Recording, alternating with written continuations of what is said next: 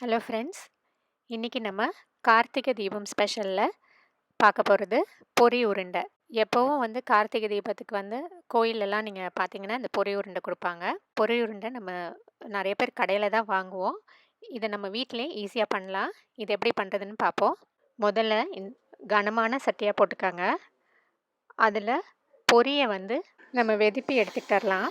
இப்போ பொரியை கடையில் வாங்கினதோட அப்படியே போட்டு பண்ணாமல் அதை நல்லா க்ளீன் பண்ணிவிட்டு இந்த மாதிரி அடுப்பில் வெதுப்பிக்கிட்டோன்னா பொரி நல்லா மொறு மொறுன்னு இருக்கும் பொரி உருண்டை. இல்லைன்னா கொஞ்சம் பதத்த மாதிரியாக இருக்கும்.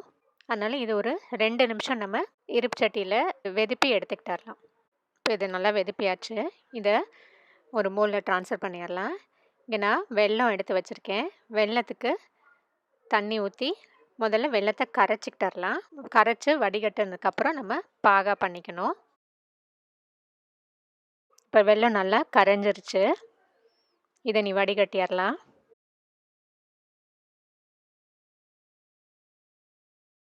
இப்போ வடிகட்டின வெல்லத்தை திருப்பி அடுப்பில் வச்சு பாகு கன்சிஸ்டன்சி வரணும். அது எப்படி வரணும்னு நம்ம கையில் உருட்டி ஒரு தட்டில் போட்டோம்னா அந்த தட்டில் சத்தம் கேட்கணும். அந்த அளவுக்கு அது பாகு வற்றி குறைஞ்சி வரணும். இப்போ நீங்கள் பார்த்தீங்கன்னா நம்ம முதல்ல ஊற்றுனதுக்கும் இப்போ இருக்கிறதுக்கும் நல்லா வற்றி வந்துருச்சு.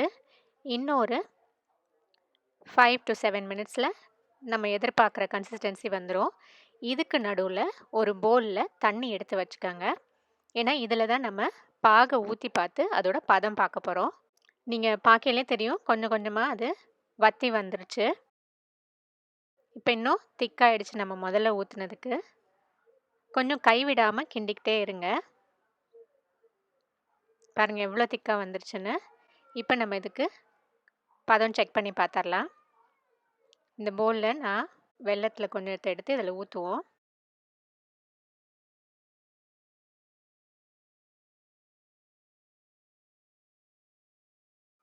பாருங்கள் இந்த மாதிரி நமக்கு பால் மாதிரி பண்ண வரணும். இதை பார்த்தீங்களா, உருட்டை வருது. இனி இதை ஒரு சில்வர் தட்டில் போட்டோம்னா இந்த மாதிரி நமக்கு சத்தம் கேட்கணும். இந்த மாதிரி வந்ததுக்கப்புறம் கொப்பரை தேங்காயும் சுக்கு பொடியும் இதில் போட்டு நல்லா மிக்ஸ் பண்ணிடலாம். இது போட்ட உடனே நல்லா நுரைச்சிக்கிட்டு வரும். இப்போ நம்ம வச்சுருக்க பொரி அதில் சேர்த்துடலாம். சிம்லே வச்சுக்கோங்க அடுப்பு.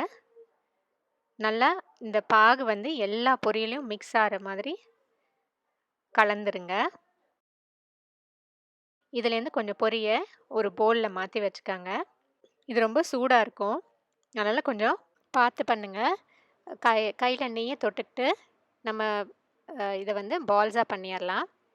இப்படி உங்களுக்கு ரொம்ப சூடாக இருக்குன்னா இதை இப்படியே உதுத்தப்பிலே நம்ம கொடுக்கலாம். இது சூடாக இருந்தால் தான் நம்மளால் பால்ஸ் பண்ண வரும். இல்லைன்னா பாகு ஆறிடுச்சுன்னா பண்ண வராது.